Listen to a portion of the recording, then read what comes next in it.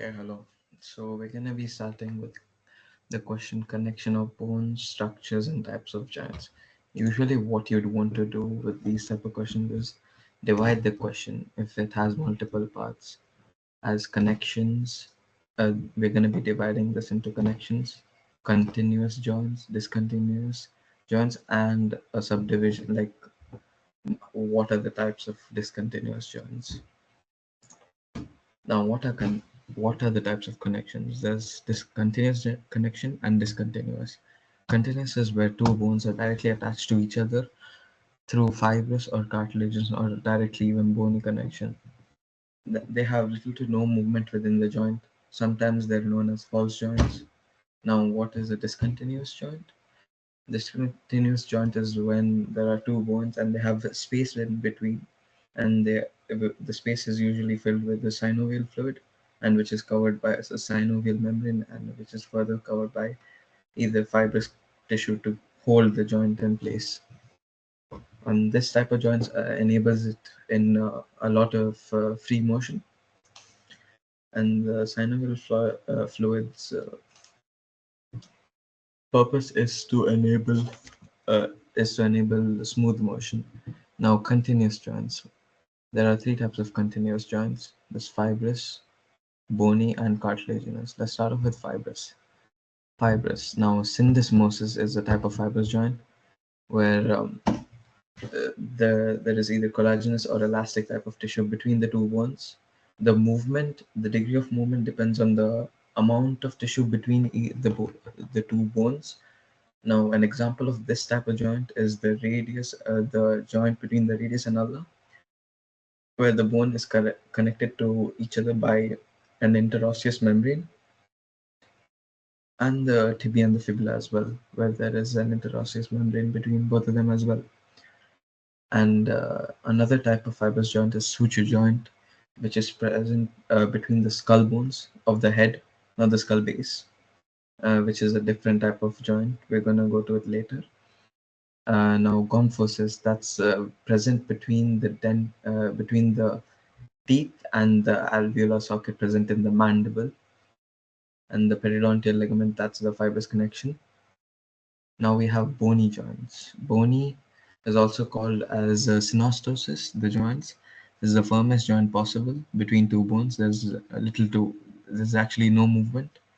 And the sacrum, while it may look like one bone, is like multiple bones, which has completely fused together.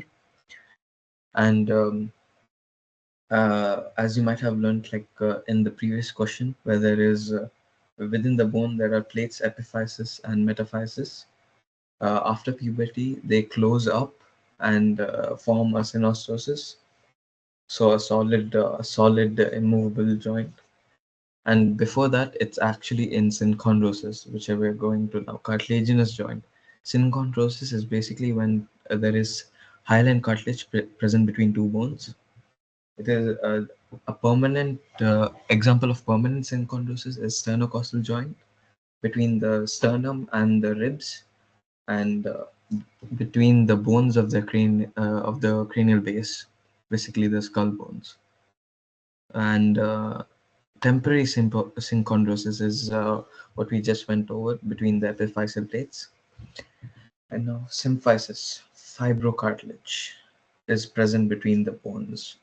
An example of this is the pubic symphysis and the xiphosternum, the xiphoid process, and between the xiphoid process and the sternum, and the manubriosternal between the manubrium and the sternum. The manubrium is almost like a T-shaped bone. Uh, yeah.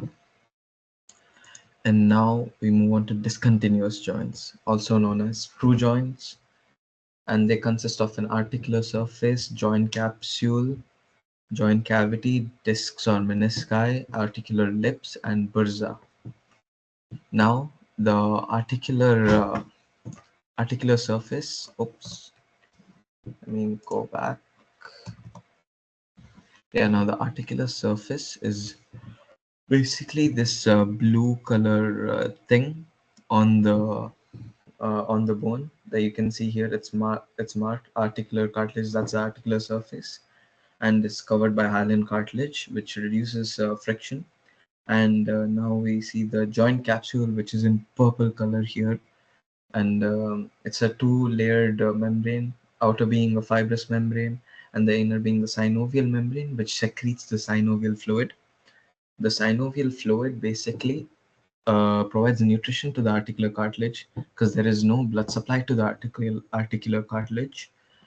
And then we go into the joint cavity, which we just talked about. Let's move on to discs and menisci. You cannot see that in this picture actually. It's there, it's present in the knee joint, one example. And main the main function of the disc or menisci is to absorb shock.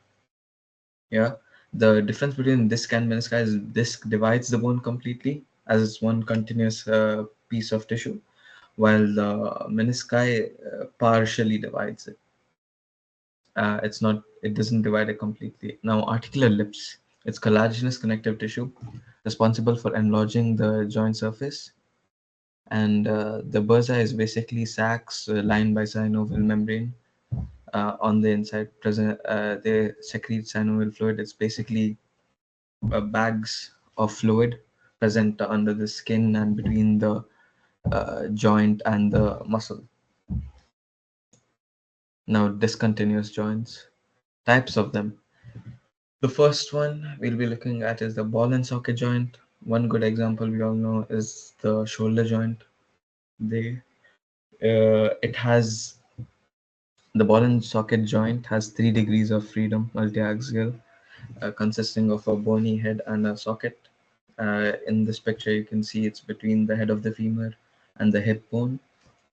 Now, the second type of joint we'll be looking at is the gliding joint, present between the carpals, has 2 degrees of freedom, and between two flat surfaces, mainly gliding motion, between the acromioclavicular joint as well, and we'll be going to the hinge joint now. The hinge joint has only 1 degree of motion, so fixed to one plane of motion. And one example of this is the elbow joint, as you can see in the picture, and another one is the interphalangeal joint between the phalanges.